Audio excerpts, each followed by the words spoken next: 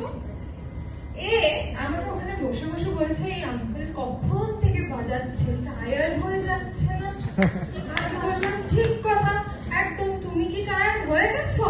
বলছে আমি বললাম আচ্ছা ঠিক আছে, তাহলে চলো তোমার পারফরমেন্স, আর আমি একদম দেরি করবো না, যাতে আমরা সাথে সাথে শুরু করতে পারি।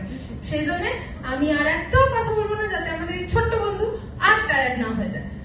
আপনাদের সবার সামনে এবার পারফর্ম করবে রিয়ানশিকা চ্যাটার্জি। একটা জোরে হাততালি হোক।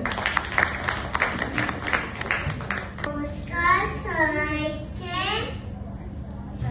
আমার নাম রিয়ানশিকা চ্যাটার্জি।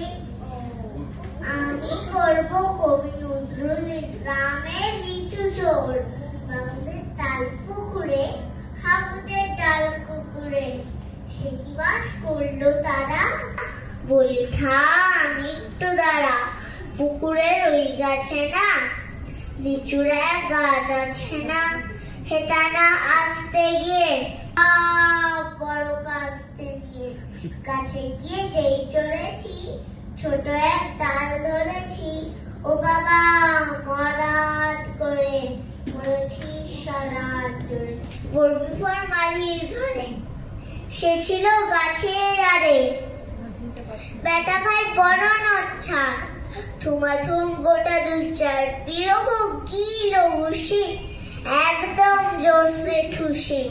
আমিও বাগিয়ে থাপড়, দেহাওয়া চাপিয়ে কাপড়, রাখে ডিংরু দেয়াল, দেখি এক ভেতরে শাল। আরে থাক সে আর কোথা, হুলোটা দাঁড়িয়ে হোতা, দেখে যেই আটকে ওঠা, কুকুরও জ্বলল ছোটা। আমি কই কম্ম কাবার, কুকুরেই করবে সাওয়া। বাবু মাগু বলে পাঁচিলের ঠোকর বলে, ঠুকি গিয়ে বসে ঘরে, যেন প্রাণ আসলো ধরে।